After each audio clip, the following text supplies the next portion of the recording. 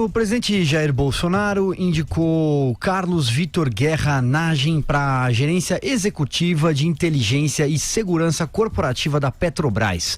Segundo a estatal, Nagem, que nunca ocupou um cargo comissionado, é empregado da companhia há 11 anos e tem o currículo adequado para a vaga. Pelo Twitter, Bolsonaro defendeu a nomeação do amigo e publicou o currículo dele com a seguinte mensagem, abro aspas: a era do indicado sem capacitação técnica acabou, mesmo que muitos não gostem. Estamos no caminho certo. Minutos depois, a publicação foi apagada e repostada sem a parte que diz, abre aspas, a era do indicado sem capacitação técnica acabou. E em entrevista à Folha de São Paulo, o presidente da Petrobras, Roberto Castelo Branco, negou que a indicação tenha motivação política e defendeu a experiência de Nagem na área, dizendo que o indicado trabalha há 6 anos só na área de segurança empresarial da estatal. Também teve outro tweet no qual Bolsonaro escreveu o seguinte: quem está nos acompanhando em vídeo tem todas as imagens aí na sua tela. Peço desculpas a grande parte da imprensa por não estar indicando inimigos para postos em meu governo. Vera. É incrível, né? O aspecto binário de tudo que é feito nesse governo, ou é direita ou é esquerda, ou é amigo ou é inimigo. Não se deve indicar nem amigos nem inimigos para cargos no setor público. Deve-se indicar pessoas capazes, capacitadas. Se o Carlos, o capitão, ele é capitão da Marinha, é amigo do Bolsonaro, é capitão da reserva como ele. Se o Carlos é alguém capacitado ou não para o posto, parece ser. Ele tem ali os requisitos necessários para galgar uma gerência na Petrobras. Mas ele está sendo nomeado por esses requisitos, que ele já reúne há algum tempo, ou porque é amigo do presidente Jair Bolsonaro? Essa é a pergunta que tem que ser feita. Ele está sendo promovido por qual razão? Por que um presidente da República deve fazer uma indicação numa gerência de uma empresa que não é nem estatal, uma empresa de economia mista, como é o caso da Petrobras? A gente já viu esse filme há pouquíssimo tempo. O Pedro Barusco também era alguém das fileiras da Petrobras, era de carreira da Petrobras. Renato Duque era de carreira da Petrobras. Eles não foram, no entanto, nomeados gerente e diretor, respectivamente, por essa razão, e sim porque eram ligados ao PT. Houve ali uma planilha de cargos no início do governo. Silvio Pereira se encarregou de levar ao Zé Dirceu quem iam ser os nomeados na Petrobras. E aí as diretorias, as gerências foram sendo ocupadas. Em outros momentos houve uma troca de pessoas do PP por pessoas apadrinhadas pelo PMDB. E deu em Paulo Roberto Costa, Zelada e outros tantos apadrinhados. Muitos deles eram de carreira da Petrobras. Se indicavam esses quadros porque a Petrobras sempre foi uma empresa ciosa da capacitação técnica dos seus quadros. Porém, isso não impediu que o compadrio político, e essa a chave da desgraça brasileira, que o compadrio político fizesse com que as pessoas fizessem o que fizeram. Portanto, não se trata de ser amigo ou inimigo. O ideal é que o presidente da República nem conheça o gerente da Petrobras, o gerente de inteligência da Petrobras, que isso seja determinado pela própria diretoria, a partir daqueles quadros técnicos mais capacitados para ocupar essas gerências. Que haja essa discussão, se é amigo, se não é amigo, já mostra uma quebra de algo que foi muito caro ao bolsonarismo, ao discurso que elegeu o presidente da República, que é aquele de acabou a era das indicações, como o Bolsonaro disse no tweet que ele mesmo apagou horas depois.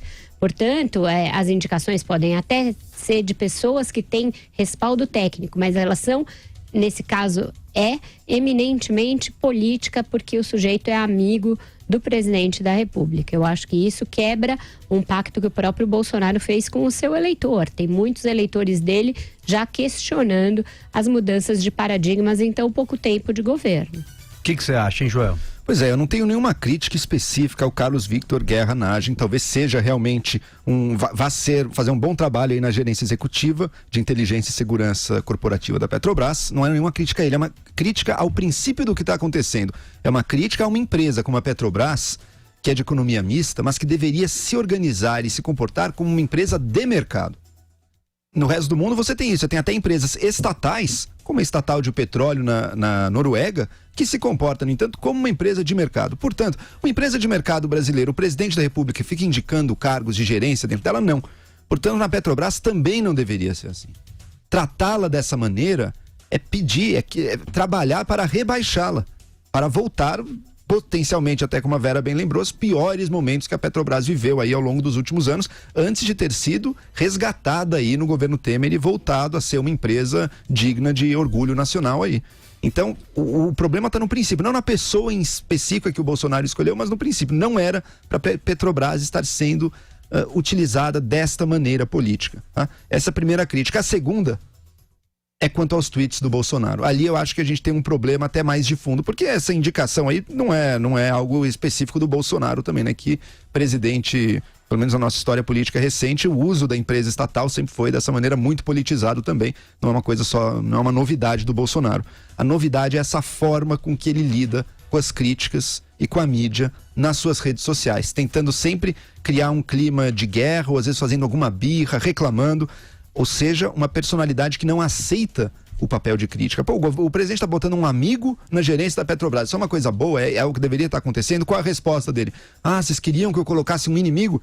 Primeiro, denota uma divisão, um mundo mental no qual existem amigos ou inimigos. Isso não tem nada a ver com o mercado no qual as empresas operam e uma empresa cresce. Não é essa a divisão relevante. Amigos ou inimigos, aliados ou rivais num jogo político. Esse não é o jogo, isso não é a realidade na qual o mundo vive, na qual as empresas operam. Tá? Segundo, denota uma incapacidade de ouvir e receber críticas que são naturais. Ele surfou na campanha uma onda de amor e devoção a ele muito intensa, e agora em 11 dias, acabou de começar, tá dando vários pequenos passos em falso, até tendo acertos também, alguns acertos, mas tá dando vários passos em falso aí o novo governo. É óbvio que será criticado, é óbvio que será cobrado pela coerência com a imagem que foi criada durante a campanha.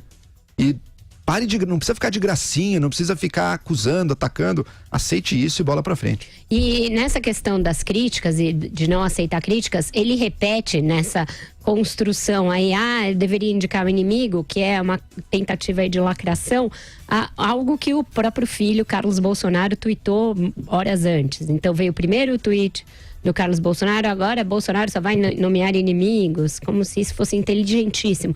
Aí o presidente da República vai e repete essa mesma formulação.